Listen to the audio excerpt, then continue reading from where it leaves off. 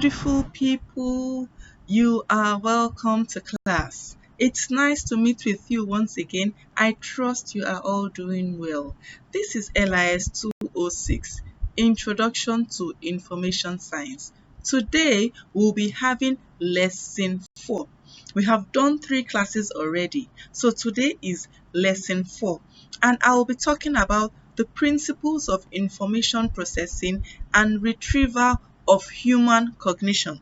I'll take that again. Principles of information processing and retrieval of human cognition. Today, I'll be explaining the different types of perceptions, that's human perceptions. I'll also be explaining the principles of information processing. It's going to be a beautiful class. It's going to be an exciting class, an interactive class. Please sit back and relax. My name is Dr. Ifoma Abigail Ajie from National Open University of Nigeria, Faculty of Education, Department of Library and Information Science. I'll see you in class shortly. Welcome back.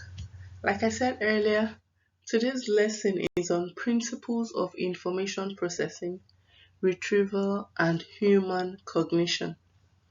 Principles of information processing, retrieval, and human cognition. Let us quickly do a class activity to kick off the day. What assumptions do you think people should be involved in information processing? What assumptions do you think people should be involved in information processing? What is information processing? Information processing is the processing of information by a computer or by an organism so as to yield new and more useful information.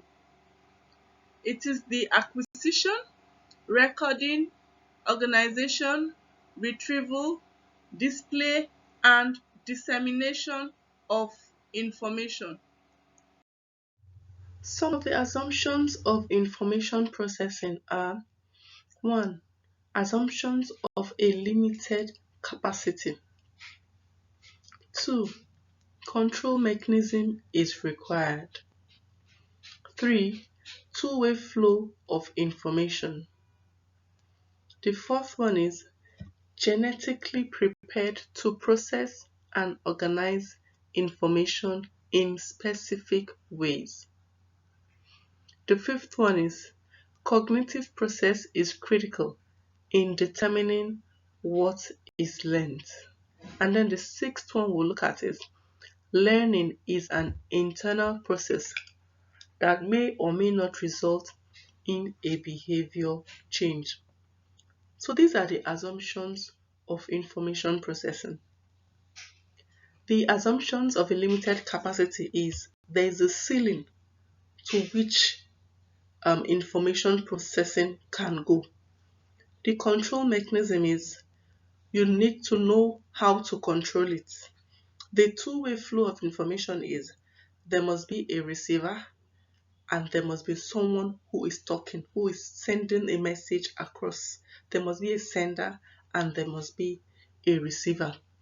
And genetically prepared to process and organize information is like for all your senses should be working properly so that you can process, organize, and understand information in specific ways.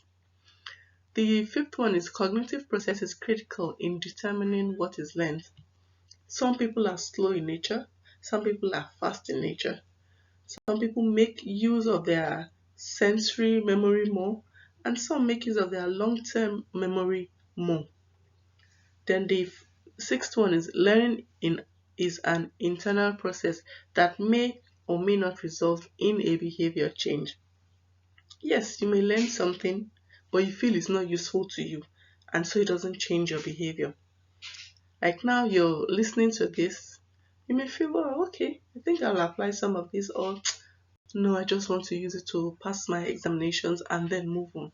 That is okay. Everything is okay. All these are assumptions of information processing, the way different people process information.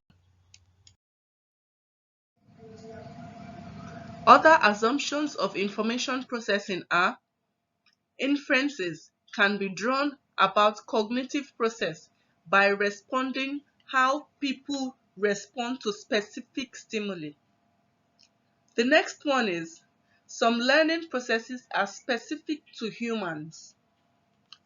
The next one: people are actively involved in their own learning. People are selective about the things they process and the things that they learn. And the last assumption is: people impose their own meaning on environmental events. There are 6 types of perceptions. The first one is vision. Vision has to do with the eyes for seeing. The second one is sound. Sound has to do with the ears for hearing. The third one is touch. You touch with your hand, you feel with your hand. That is touch. The fourth type of perception here is taste. We taste with our tongue, our mouth, our taste buds. The fifth type of perception is smell. We perceive with our nostrils. Some people have lost their sense of smell, but these other perceptions, they have it strongly. The fifth one is called social. The next thing we are going to look at is the stage model. The stage model states that when information is absorbed, it is somehow manipulated before it is stored in the memory. There are 3 stages of the stage model. The first one is the sensory memory. The second one is the short-term memory. The third one is long-term memory. Sensory memory. This is the initial stage of the stimuli perception. The time limit for retaining visual stimuli is half a second to 3 seconds. There are 2 types of sensory stimuli, and they are iconic memory and echoic memory. The second stage model is short-term memory, otherwise known as working memory. It is the second stage of information processing, viewed as active memory. If an information is not rehearsed, it will be lost within 10 to 15 seconds after being taken in. So it is necessary to rehearse information so that it won't be lost. The third stage is long-term memory. Long-term memory is also known as permanent memory. This is a storehouse for all previous knowledge, all previous perceptions, and information that is learned by an individual.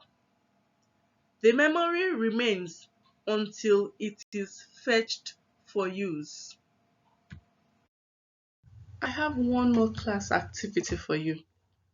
The question is, what is the difference between iconic memory and echoic memory?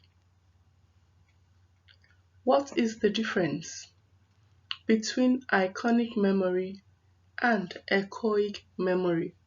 We treated it just now. Kindly send your answers to the email address I'll provide at the end of the class, and I promise I will respond.